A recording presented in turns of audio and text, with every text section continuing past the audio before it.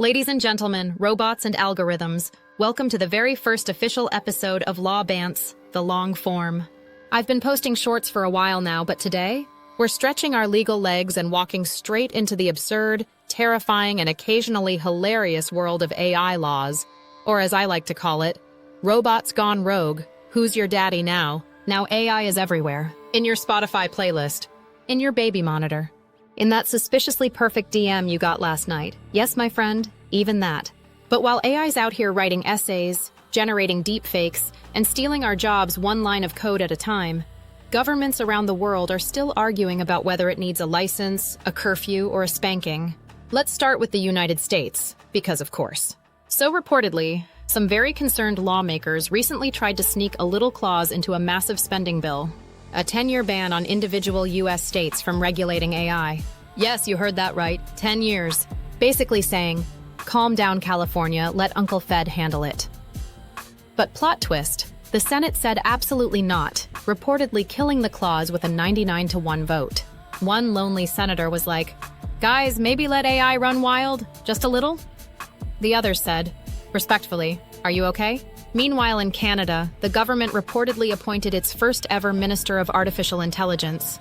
Because obviously, if there's anyone you want talking to the robots, it's a former journalist turned AI czar.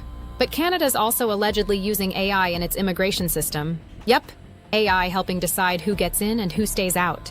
So if you've been denied a visa recently, maybe don't blame the embassy.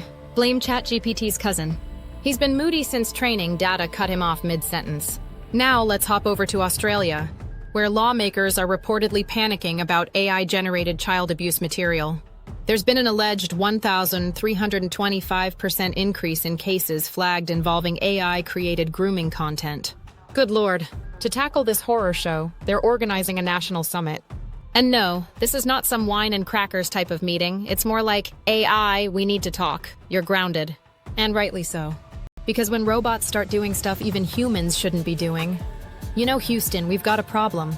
And the UK? Oh, Britain is in its let's not stifle innovation, but also please don't kill us with code era.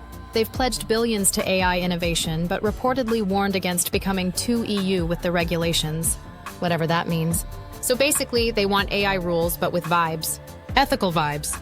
Cool Britannia meets RoboCop. So here's the summary, folks. Allegedly, the US is beefing over who gets to regulate Skynet. Canada's teaching robots immigration law.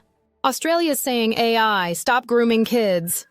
The UK is out here trying to innovate without accidentally inventing the AI version of Voldemort. But where does all that leave you? And me and the rest of the world? Here's what I think we should be asking for. Calmly, politely, but firmly. Like someone emailing HR after being CC'd on nonsense.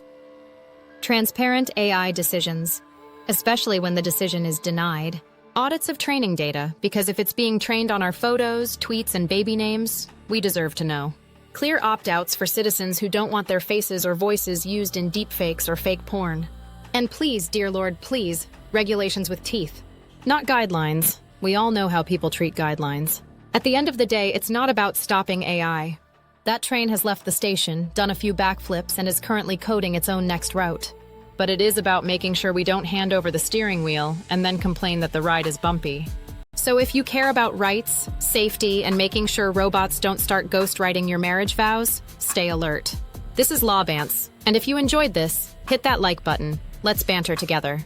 Subscribe for more legal commentary with the Bants flavor. Follow on socials, and if you prefer to read, we stay banting on Medium and Substack too.